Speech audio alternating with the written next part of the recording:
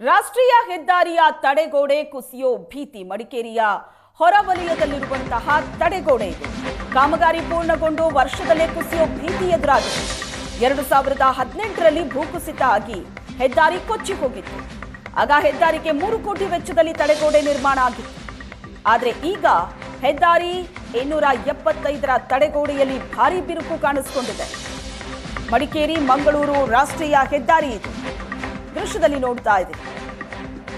ಮಡಿಕೇರಿಯ ಹೊರವಲಯದಲ್ಲಿರುವಂತಹ ತಡೆಗೋಡೆ ಕಾಮಗಾರಿ ಪೂರ್ಣ ಆಗಿ ವರ್ಷದಲ್ಲೇ ಕುಸಿಯೋ ಭೀತಿ ಎದುರಾಗ್ತಾ ಇದೆ. ಆಗ ಹೆದ್ದಾರಿಗೆ 3 ಕೋಟಿ ವೆಚ್ಚದಲ್ಲಿ ತಡೆಗೋಡೆ ನಿರ್ಮಾಣ ಆಗಿತ್ತು.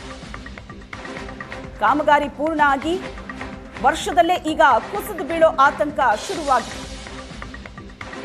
ಅಂದಾಜು 75ರಿಂದ 80 ಅಡಿ ಎತ್ತರದ ತಡೆಗೋಡೆ ಇದೆ. ಸ್ಥಳಕ್ಕೆ ಜಿಲ್ಲಾಧಿಕಾರಿ ಭೇಟಿ ನೀಡಿ ಪರಿಶೀಲನೆ ನಡೆಸಿದ್ರು. ತಡೆಗೋಡೆ ಯಾವುದೇ ಕ್ಷಣದಲ್ಲೂ ಕುಸಿದು ಬೀಳೋ ಆತಂಕ ಇದೆ. ಸದ್ಯ 5 ಕುಟುಂಬಗಳನ್ನ ಅಧಿಕಾರಿಗಳು ಖಾಲಿ ಮಾಡಿಸಿದ್ದಾರೆ.